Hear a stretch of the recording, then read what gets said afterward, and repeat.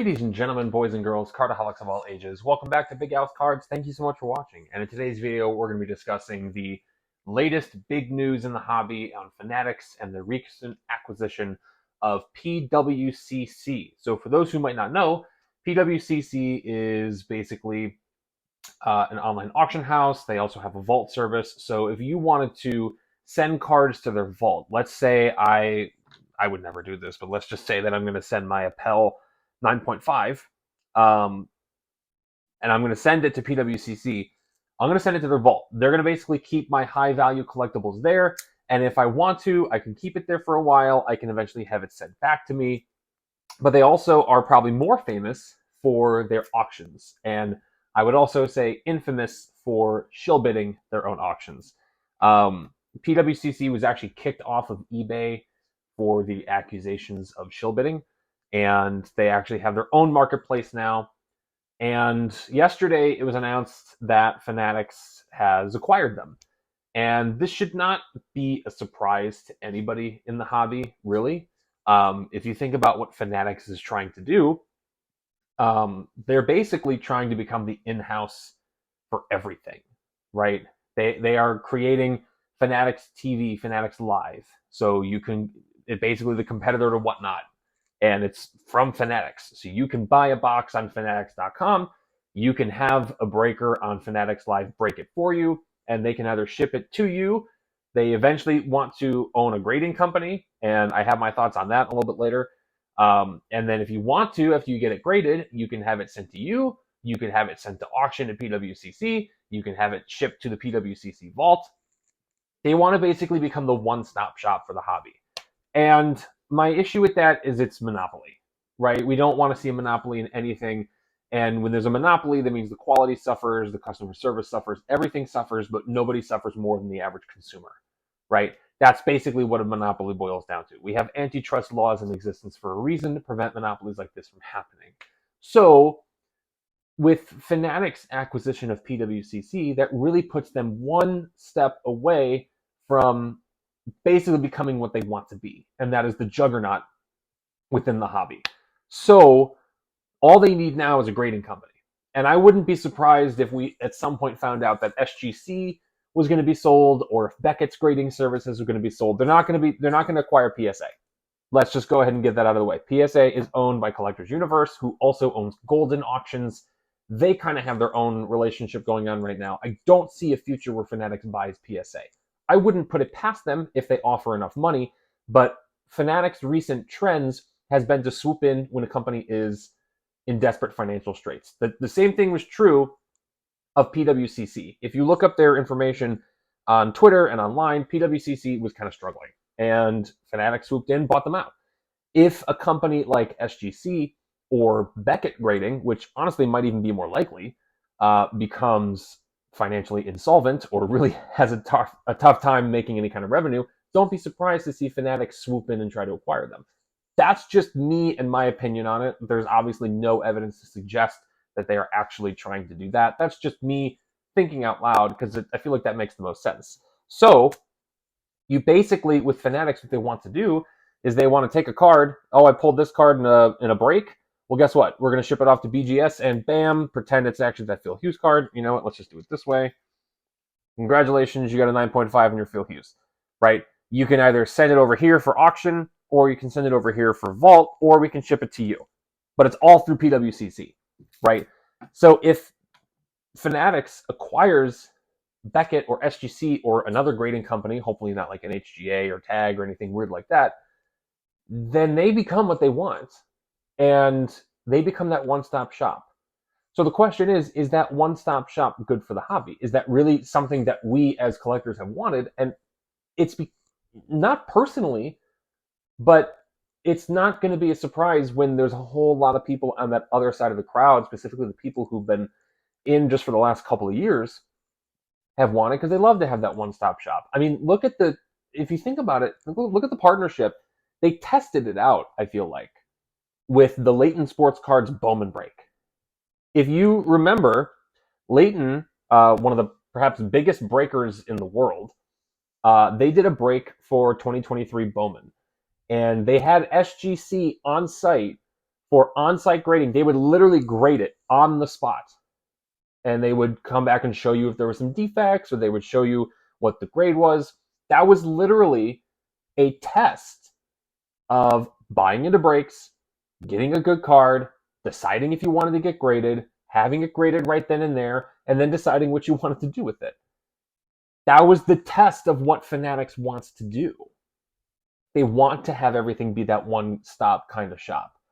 So the danger of that is it does affect us everyday collectors who, for the last several years, have gradually seen prices increase, haven't maybe been able to buy as much, and don't really feel like we are as included in the other sectors of the hobby as others are. You watch people on YouTube and they're always submitting to PSA or SGC, and they're doing box breaks and they're doing all this. They're getting all this revenue, right? A lot of us everyday collectors don't have that kind of access, which is fine. Everybody has their own economic situation. That's not to say that anybody's inferior to anybody. So don't read into that aspect of it. But this type of move, you buy into a break on Fanatics TV, you hit a card, you send it to grading, you send it to the vault, all right then and there is a one giant transaction. The fun, in my opinion, is gone. Right? You're not buying a box for yourself. You're not opening it yourself. You're not hitting a big card yourself. I mean, I don't know if I would have had the same excitement if I hit my judge booklet, keeping that thing right there. I don't know if I would have had the same excitement of hitting my judge booklet if I hit it in a break versus hitting it myself. I mean, you guys saw the video. I still get chills when I think about the fact that I pulled that card, right? It's different when you're watching it. So I feel like this one-stop shop thing, it takes away some of the fun aspect of it, but it also, again, signifies that Fanatics, in my opinion, truly doesn't understand its customer base. Not everybody wants it to be a one-stop shop. Some do, and that's great. You know, then what's coming is great for you. But to completely transform the industry in order to reflect just that, and to essentially isolate a large section of your client base, such as myself, who doesn't want to see it be a one-stop shop, who still likes going to the store, trying to find a big card in a box, or even at like a card show, and then submitting it to grading for myself, or keeping it, or whatever the case may be. It's gradually going to be transforming the industry to be a lot more of just one giant monopoly.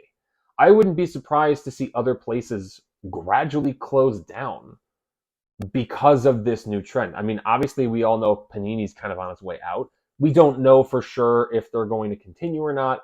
They could try to do different routes. We don't really know what's going to happen to Panini. We don't know what's going to happen to Leaf, right? And I know what you're thinking. Well, nobody cares about Leaf. There's a lot of people who like Leaf, and to each their own, that's great. We don't know what this is going to become. And it's a little frightening to think of there being a giant trading card monopoly without any kind of regulation whatsoever. And it's highly possible that as a result of everything going on, we see more regulation in trading cards, which I don't think would be the worst thing in the world, but it's not what you want. We don't want to see government intervention in trading cards. And I know what you're thinking. You're thinking, Big Al, you actually think that's a possibility? I do. There's enough money in here. I mean, card shows, they're all using cash. Why do you think that is, right? Government's going to want to get their cut. So ultimately, I think this move shouldn't be surprising if you know what Fanatics' ultimate goal is when it comes to trading cards. Is it good for the hobby? I don't think so personally, but keep in mind, it literally just happened yesterday. So it is far too early to tell if this is actually going to be a good thing or not.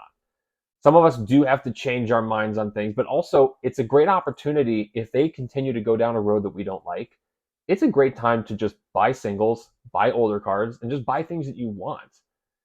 I will be the first person to admit that it can be tough to crack that habit of wanting to constantly bust open some product and try to, hit something big, because we're addicted to the rip. It can be really, really addicting, especially when you hit something big, recoups your cost, even more than that. It's really, really addicting. So it is going to be tough to kind of break that pattern of always wanting to rip something. But you put your money, let's say you take $200 that you would have bought a Topps jumbo box for, put that into single cards. I could buy a jumbo box and hit maybe $30 in cards, or I could spend $200 and buy my Guy Fieri auto. Which one do you think I'm happier with? I'll give you a hint. It's definitely this guy. So you might have to change your approach. If you don't like what Fanatics is doing, it's a great time to change your approach. and focus on singles. Focus on retail. If you think retail's crap, then just focus on singles. And I know it definitely sucks because you don't want to see it go down this way. You don't want to see it go down this road. But it clearly is. This is the way that it's going because that's what Fanatics has decided that it wants to do. That's what their chief visionary idiot, officer decided it was going to be, that's the way it wants to go. So it sucks to see because the last several years have been probably some of the most fun times in the hobby. It hasn't been perfect, trust me, but it's been a lot of fun.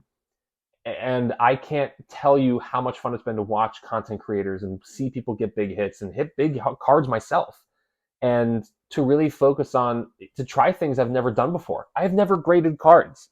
And yet here I am submitting stuff to PSA for the first time, doing okay as far as grades go, but it's a learning process. I would have never done that had it not been for the industry boom, right? So it's been a lot of fun and it's been a learning experience. But if it's going to gradually transform into just a one-stop shop monopoly, then maybe it's time that we change up our approach in the hobby and focus on less of the current, the ultra modern, and maybe focus on things that aren't really around as much, or focusing on singles, or selling things and buying things that you want rather than consistently trying to gamble with some of this new product.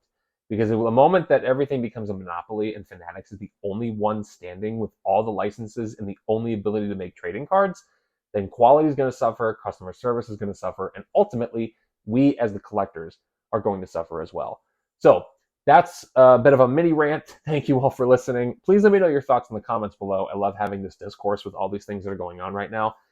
Please leave a like, subscribe, stay tuned for more videos, and until next time, bye-bye.